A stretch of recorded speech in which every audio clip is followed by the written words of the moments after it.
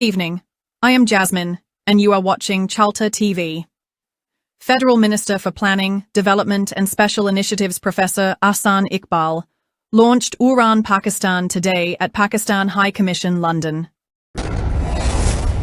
We should try to understand what went wrong with us. Were Pakistanis less intelligent? Were Pakistanis less hardworking? Were Pakistanis less enterprising?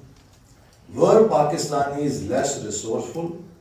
Or were Pakistanis less honest than others?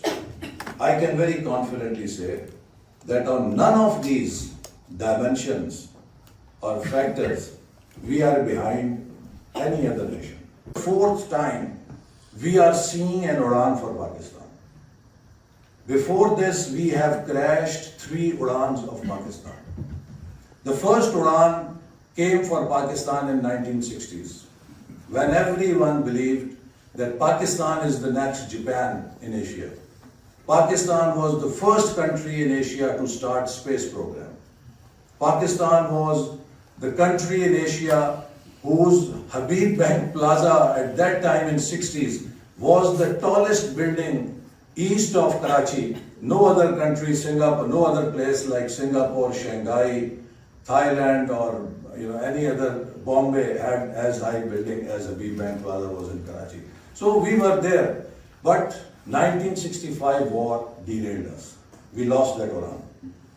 The second Uraan came to Pakistan in 1991, when Prime Minister Nawaz Sharif launched economic reforms in Pakistan, which were the first set of reforms in South Asia at that time, to liberalize the economy, to privatize state enterprises, to deregulate the economy, and to make private sector engine of growth.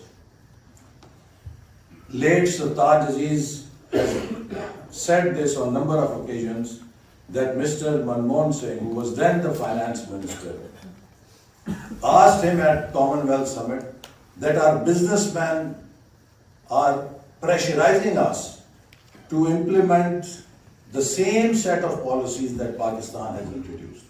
And he asked him to send him the copies of SROs, which Mr. Sartaj Aziz gave to Mr. Manmohan Singh.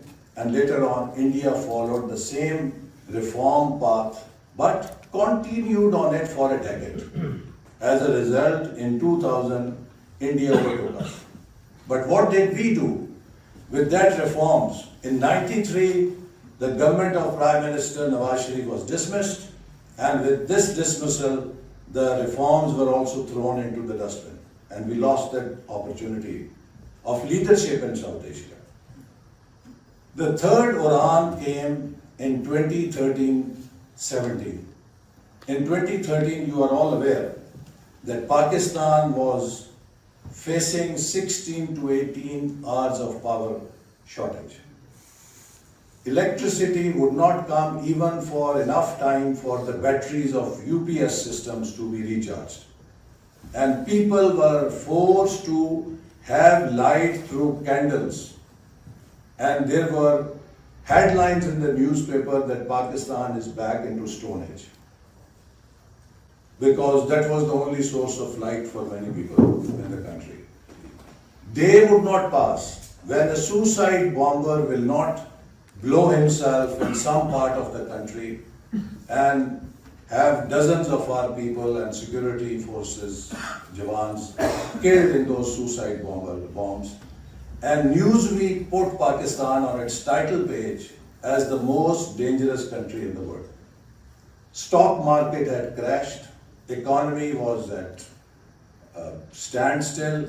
Inflation was running in double digits. So no growth, high inflation, and country faced serious stagflation. At that point, again under the leadership of Prime Minister Nawaz Sharif, was set out to turn around Pakistan's economy. Within 4 years, we installed 11,000 megawatts of new power projects. And if you compare that with 18,000 of megawatt capacity installed in 67 years, installing 11,000 in just 4 years was not an ordinary accomplishment.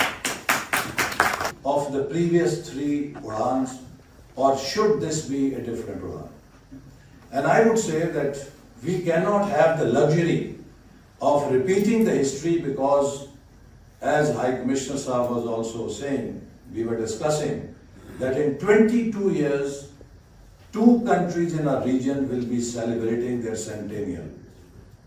Our neighboring country and Pakistan, 2047.